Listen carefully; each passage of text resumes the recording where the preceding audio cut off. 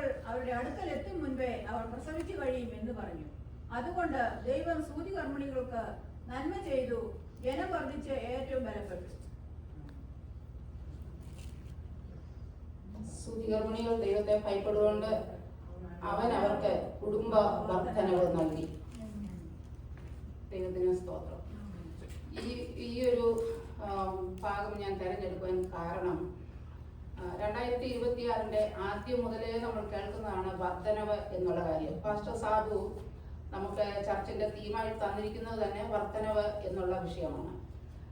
അതായത് സഭയുടെ വർധനവ്, സഭകളിൽ നിന്ന്, സമുദായങ്ങളിൽ നിന്ന്, ജാതികളിൽ നിന്ന് ഒക്കെയും ആളുകളെ വിശ്വാസത്തിലേക്ക് വന്ന് സഭയിലേക്ക്, ദൈവസഭയിലേക്ക് ചേരണം. അങ്ങനെ സഭ വർദ്ധിക്കണം. സാമ്പത്തികമായ വർധനവ്, ആത്മീകമായ വർധനവ്, സഭയുടെ വർധനവ്, ആലയത്തിൻ്റെതായിട്ടുള്ള വിസ്തൃതി, ഇതെല്ലാം ഈ ദൈവസഭയുടെ വർധനവിൽപ്പെടുന്ന കാര്യമാണ്. ആ കൂട്ടത്തിൽ വേറൊരു വർധനവാണ് കുടുംബ വർധനവ് എന്നുള്ളത്. അതാണ് ഞാൻ ഇന്ന് പറയാനായിട്ട് പോകുന്നത്. ഇതിൻ്റെ പശ്ചാത്തലം ഇതിൻ്റെ ആരംഭം മുതലേ ഒരു 8-9 വാക്യങ്ങൾ മുതലേ കാണുന്നുണ്ട്. ഇതിൻ്റെ ശരിയായിട്ടുള്ള ഇത്രയും വായിച്ചതിൻ്റെ ലിസിയ 10-ാമത്തെ വാക്യം കൂടെ ഒന്ന് വായിച്ചിരുന്നു.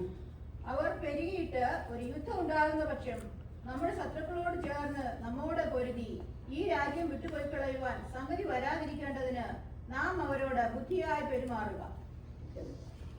അപ്പോൾ ഇത് ആദ്യമേ ഷേർലി പാട്ട് പാടിയപ്പോൾ ഫറവോനെ ഒന്ന് ഉദ്ധരിച്ചുകൊണ്ട് സംസാരിക്കുകയുണ്ടായി.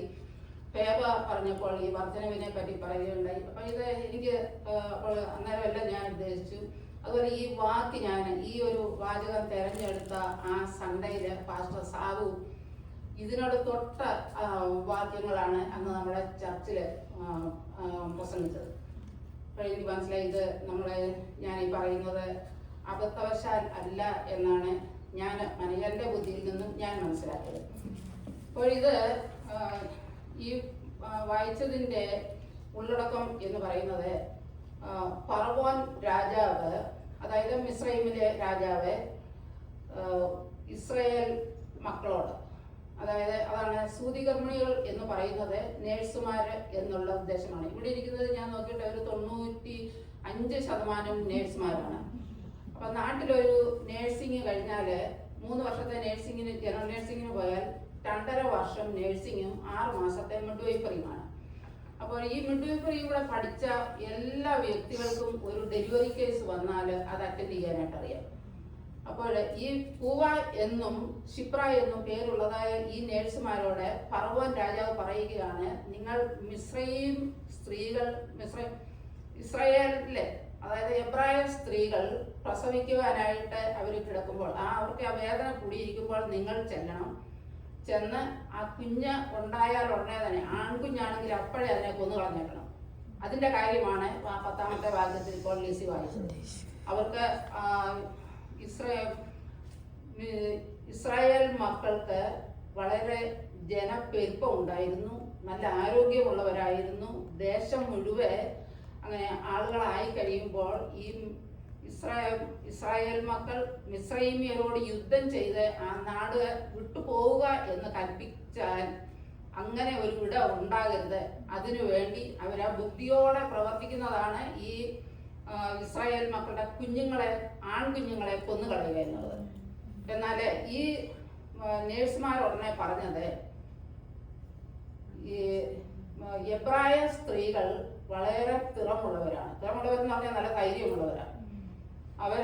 ഞങ്ങൾ ചെല്ലുന്നതിന് മുമ്പായിട്ട് തന്നെ അവരെ ഡെലിവറി ആയി കഴിയും. കാരണം ഇവർ ഡെലിവറി ആകുമ്പോൾ ഈ നേഴ്സുമാരും കൂടെ ഉണ്ടെങ്കിൽ ഇവരെ ഈ അമ്മയെ കുഞ്ഞിനെ കാണിക്കാതെ പെട്ടെന്ന് കുഞ്ഞിനെ കൊന്നു കളഞ്ഞേക്കണമെന്നാണ് രാജാവിൻ്റെ ഓർഡർ വന്നിരിക്കുന്നത്. അപ്പോൾ ഈ രാജാവിൻ്റെ ഓർഡറിനെ ഇവർ ധിക്കരിച്ചുകൊണ്ടാണ് ഈ നേഴ്സുമാരെ അങ്ങനെ ചെയ്തത്. അവർ പറഞ്ഞു, ഞങ്ങൾ ചെല്ലുമ്പോഴേക്കും ഈ എബ്രായ സ്ത്രീകൾ പ്രസവിച്ചു കഴിയും, അപ്പോൾ ഞങ്ങൾക്ക് ഒന്നും ചെയ്യാനൊക്കത്തില്ല. അവർ കുഞ്ഞിനെ ഓൾറെഡി കണ്ടു കഴിഞ്ഞാൽ പിന്നെ അവരോട് നമുക്ക് പറയാനൊക്കത്തില്ല ഇത് ആൺകുഞ്ഞാണോ പെൺകുഞ്ഞാണോ എന്നൊന്നും നമുക്ക് പറയാനൊക്കത്തില്ല. അതുകൊണ്ടാണ് അവരെ അങ്ങനെ പറഞ്ഞത്. അവർ നല്ല ധൈര്യമുള്ളവരാണ്. രാജാവിനോട് അങ്ങനെ പറയണമെന്നുണ്ടെങ്കിൽ ഈ നേഴ്സുമാർക്കാണെങ്കിലും നല്ല ധൈര്യം വേണം. അപ്പോൾ അവർ നല്ല ധൈര്യത്തോടെ പറഞ്ഞു. അപ്പോൾ ഈ രാജാവ് ഇതിനകത്ത് എഴുതിയിട്ടുണ്ട്, രാജാവ് ഈ നേഴ്സുമാരെ വിളിച്ചിട്ട് ചോദിച്ചു, നിങ്ങൾ എന്ന പ്രവൃത്തിയാണ് ഇവിടെ ചെയ്തത്? നിങ്ങൾ ഈ ആൺകുഞ്ഞുങ്ങളെ കൊല്ലണം എന്ന് പറഞ്ഞിട്ട് അവർക്കും അവിടെയൊക്കെ സെൻസസ് ഒക്കെ കാണുമായിരിക്കും, പിന്നെ ആൺകുഞ്ഞുങ്ങൾ ഇത്ര പെൺകുഞ്ഞുങ്ങൾ ഇത്ര ജനിച്ചു എന്നൊക്കെ. എന്നാൽ ഇവർ ഉടനെ പറഞ്ഞു ഇവർ നല്ല ധൈര്യമുള്ളവരായത് കാരണം ഞങ്ങൾ ചെല്ലുന്നതിന് മുമ്പായിട്ട് തന്നെ അവരെ പ്രസവിച്ചു കഴിയും. അപ്പോൾ ഞങ്ങൾക്ക് ഈ കുഞ്ഞിനെ ഒന്നും ചെയ്യാനൊക്കത്തില്ല. അമ്മയോട് ഞങ്ങൾക്ക് ആൺകുഞ്ഞാണോ പെൺകുഞ്ഞാണോ എന്നൊന്നും ഞങ്ങൾക്ക് അതിനെപ്പറ്റുള്ള ഇൻഫോം ഒന്നും കൊടുക്കേണ്ടതായിട്ട് ആവശ്യം വന്നിട്ടില്ല. അതുകൊണ്ട് അവർ അങ്ങനെ ദൈവത്തെ ഭയപ്പെടുക കൊണ്ടും ഈ ഫറവോന്റെ ആജ്ഞ ഇവരെ നിവർത്തിക്കാതെ വന്നതും കൊണ്ട് ജനങ്ങൾ അവിടെ വർദ്ധിക്കുകയായിരുന്നു. അപ്പോൾ അങ്ങനെ അതുകൊണ്ട് ദൈവം സൂതികർമ്മികൾക്ക് നന്മ ചെയ്തു. ജനം വർദ്ധിച്ച് ഏറ്റവും ബലപ്പെട്ടു. സൂതികർമ്മികൾ ദൈവത്തെ ഭയപ്പെടുക കൊണ്ട് അവർക്ക് കുടുംബ വർധനവ് നൽകി. അതാണ് കാര്യം. അപ്പോൾ ദൈവത്തെ സ്നേഹിക്കുകയും ദൈവത്തെ ആദരിക്കുകയും ദൈവവചനത്തിൽ വിശ്വസിക്കുകയും അവരുടെ ദേശത്തെ അവർ സ്നേഹിക്കുകയും ചെയ്തതുകൊണ്ട് അവർക്ക് കുടുംബ വർധനവുണ്ടായി. അല്ലാതെ ഒരു രീതിയിൽ ഈ ആൺകുഞ്ഞുങ്ങളെ കൊന്നുകളയുകയാണെങ്കിൽ അവർക്ക് കുടുംബ വർധന ഉണ്ടാകുവാൻ യാതൊരു സാധ്യതയുമില്ല. അപ്പോൾ കുടുംബ വർധനവുണ്ടായി, ദേശത്തിനും വർധനവുണ്ടായി. അപ്പോൾ ദൈവം അവർക്ക് നന്മ ചെയ്തു. ദൈവത്തെ സ്നേഹിക്കുന്നവരെയും ദൈവം സ്നേഹിക്കുന്നവർക്കും ദൈവം വെച്ചിട്ടുള്ളതായ ആ നന്മ ഒരിക്കലും മുടക്കുകയില്ല. ദൈവം പറയുന്നുണ്ട്, നിങ്ങൾക്ക് ദേശത്തിന് നന്മ വരുവാന് നമ്മൾ ദൈവത്തോടെ നടത്തി എന്നാൽ മതി. ദൈവത്തെ ഭയപ്പെടണം, ദൈവത്തെ അനുസരിക്കണം, വചനത്തിൽ നമ്മൾ വിശ്വസിക്കണം. അപ്പോഴാണ് നമുക്ക് കുടുംബ വർധനവും ദേശത്തിന് വർധനവും ഉണ്ടാകുന്നത്. അപ്പോൾ ഞാൻ ഇതിൽ നിന്ന് കുറച്ച് പോയിന്റുകൾ ഞാൻ എഴുതി വെച്ചത്, കുടുംബ ഈ എബ്രായ സ്ത്രീകൾ അവര് തമ്മിൽ സ്നേഹമുള്ളവരായിരുന്നു. ഞാൻ എൻ്റെ മനസ്സിൽ കണ്ട എഴുതിയതാണ്. തമ്മിൽ ബഹുമാനമുള്ളവരായിരുന്നു. അവർ തമ്മിൽ ശ്രേഷ്ഠരെന്ന് എണ്ണിയിരുന്നു. അല്ലെങ്കിൽ ഇവർക്ക് പറയാമായിരുന്നു, എൻ്റെ ഫറവോൻ രാജാവെ ഞാൻ അവിടെ ചെന്നപ്പോഴത്തേന് അവർക്ക് വേണമെങ്കിൽ ഇച്ചിരി ഹോൾഡ് ചെയ്യാമായിരുന്നു. പക്ഷെ എങ്കിൽ അവരങ്ങനെ ചെയ്തു കഴിഞ്ഞു.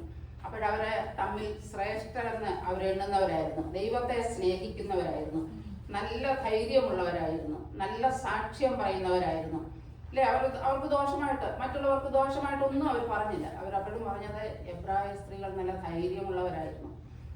അവർ തമ്മിൽ അവരുടെ വേദനയിലെ പ്രയാസങ്ങളിലെ കൂടെ നിൽക്കുന്നവരായിരുന്നു. അവരുടെ കുറവുകൾ മറ്റുള്ളവരോട് പറയാത്തവരായിരുന്നു. ദൈവത്തെ ഭയപ്പെടുന്നവരായിരുന്നു. ദൈവത്തിൽ നിന്നുള്ള നന്മ ആഗ്രഹിച്ചിരുന്നവരാണ്.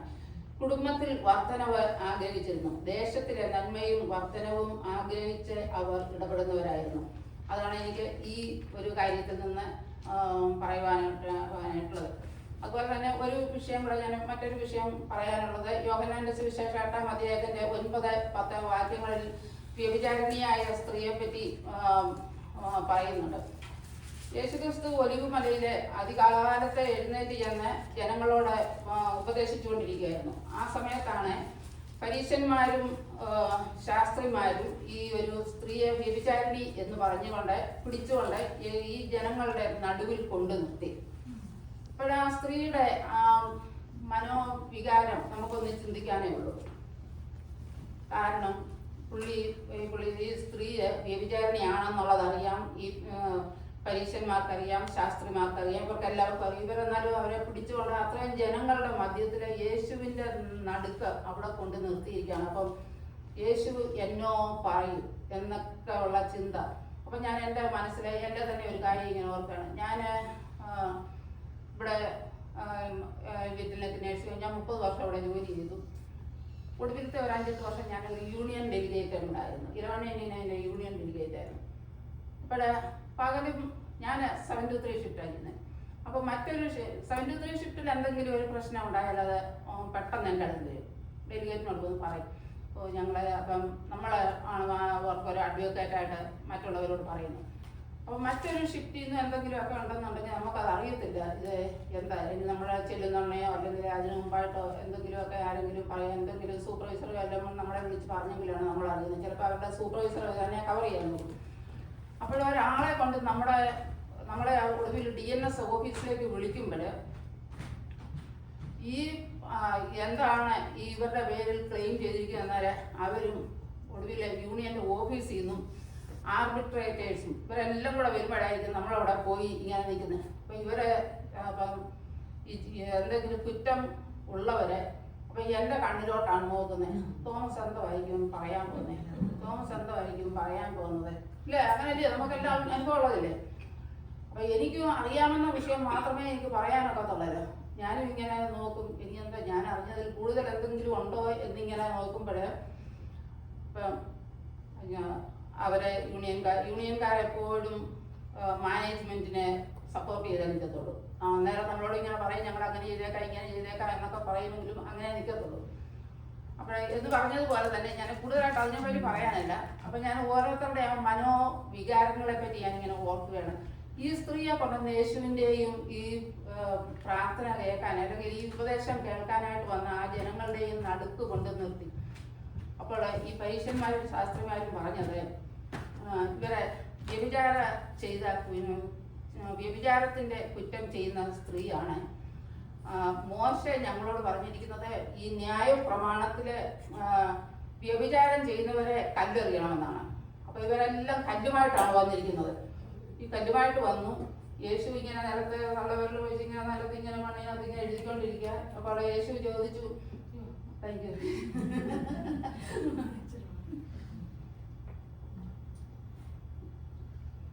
അപ്പൊ യേശു ഇങ്ങനെ ചോദിച്ചു, എന്താണ് കുറ്റമെന്നോ ഇങ്ങനെയൊക്കെ. യേശു ഇങ്ങനെ ആദ്യം ഒന്നും ചോദിക്കാതെ ഇങ്ങനെ നിൽക്കുകയാണ്. പിന്നെയും ചോദിക്കുന്നുണ്ട്. യേശു ഇതിനായിട്ട് ഒന്നും പറയുന്നില്ലല്ലോ എന്ന് പറഞ്ഞപ്പോൾ യേശു പറഞ്ഞു, നിങ്ങളിൽ കുറ്റമില്ലാത്തവർ, നിങ്ങളിൽ പാപം ചെയ്യാത്ത ആരെങ്കിലും ഉണ്ടെങ്കിൽ നിങ്ങൾ കല്ലെറിഞ്ഞു. യേശു അതിനുള്ള ആ പെർമിഷൻ കൊടുത്തു. ഇവര് കുറെ നേരം കഴിഞ്ഞു. യേശു തലപൊക്കി നോക്കി. അപ്പൊ സ്ത്രീയോട് ചോദിച്ചു, എന്ത് ഇവിടെ നിന്നവരല്ലേ എവിടെ പോയി? അപ്പൊ സ്ത്രീ പറഞ്ഞു, എല്ലാവരും ഇവിടുന്ന് സ്ഥലം വിട്ടു. അപ്പൊ ആ കല്ല് കൊണ്ട് വന്നവര് ഒരു കുഞ്ഞുങ്ങളും അവിടെ നിന്നില്ല. അവരെല്ലാവരും സ്ഥലം വിട്ടു. അപ്പം യേശു പറഞ്ഞു, ഞാനും ഇവരാരും നിനക്ക് ശിക്ഷ വിധിച്ചില്ല, അപ്പോൾ ഞാനും നിനക്ക് ശിക്ഷ വിധിക്കുന്നില്ല. അപ്പൊ ഇതിൽ നിന്ന് മനസ്സിലാക്കുന്ന കാര്യം, നമ്മൾ നമ്മുടെ ഹൃദയം തുറന്ന് നമ്മുടെ തെറ്റുകൾ എന്തായാലും നമുക്ക് യേശുവിൻ്റെ അടുത്ത് പോകാൻ നമുക്ക് സ്വാതന്ത്ര്യമുണ്ട്. ദൈവത്തോട് നമ്മുടെ കാര്യങ്ങൾ പറഞ്ഞാൽ തീർച്ചയായിട്ടും അതിനൊരു വിടുതലുണ്ട്. നമ്മുടെ രോഗങ്ങളാണോ, നമ്മുടെ പ്രയാസങ്ങളാണോ, നമ്മുടെ ഭാരങ്ങൾ, നമ്മുടെ കുഞ്ഞുങ്ങളുടെ ഭാരങ്ങൾ, നമ്മുടെ ജോലിയുടെ ഭാരങ്ങൾ, എന്തെല്ലാം ഭാരങ്ങളായാലും നമുക്ക് ദൈവത്തോട് പറയാം. യേശുവിൻ്റെ അടുത്ത് ചെന്ന്, യേശു അപ്പച്ച എൻ്റെ ഇന്ന് ഇങ്ങനെ ഒരു തെറ്റുണ്ട്, അല്ലെങ്കിൽ എനിക്ക് ഇങ്ങനെ ഒരു ആവശ്യം ഉണ്ടെന്ന് പറഞ്ഞാൽ അതിന് തീർച്ചയായിട്ടും അതിനവിടെ ഒരു മറുപടി ഉണ്ട്. നമുക്കൊരു വിടുതലുണ്ട്. അവിടെ ഒരു സ്വാതന്ത്ര്യമാണ് പിന്നെ നമുക്ക് ലഭിക്കുന്നത്. ആ സ്ത്രീ എത്ര സ്വാതന്ത്ര്യത്തോടെയാണ് അവിടുന്ന് പോയത്.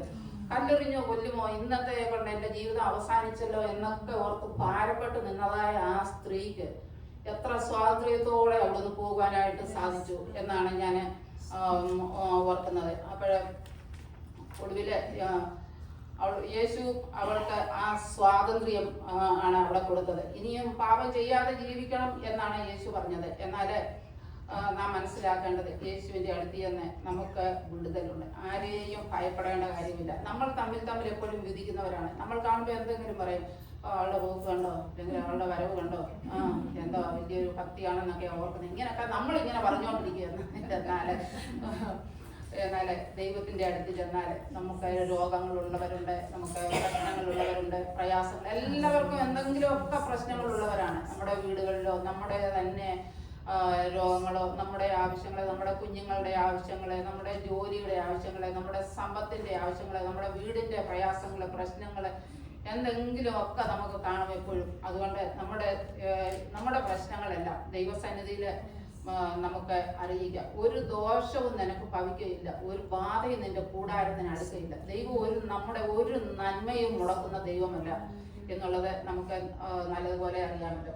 അതുപോലെ തന്നെ ദൈവത്തിൻ്റെ സന്നിധിയിൽ നമ്മളെ തന്നെ സമർപ്പിക്കാം. പാപം ചെയ്യാതെ, മറ്റുള്ളവരെ വിധിക്കാതെ, എല്ലാവരെയും ശ്രേഷ്ഠരെന്ന് എണ്ണിക്കൊണ്ട് നമുക്കും നമ്മുടെ നാളുകളൊക്കെ ഉള്ള സമയം ദൈവം നമുക്ക് ആയുസ് തന്നിരിക്കുന്നിടത്തോളം കാലം നമുക്ക് ജീവിക്കുവാനായിട്ട് കർത്താവ് നമ്മളെ ഓരോരുത്തരെയും സഹായിക്കട്ടെ എന്ന് പ്രാർത്ഥിച്ചുകൊണ്ട് ഞാൻ എൻ്റെ ഈ ചെറിയ വാക്കിൽ നിന്നും വിരമിക്കുന്നു. ദൈവമായ കർത്താവ് എല്ലാവരെയും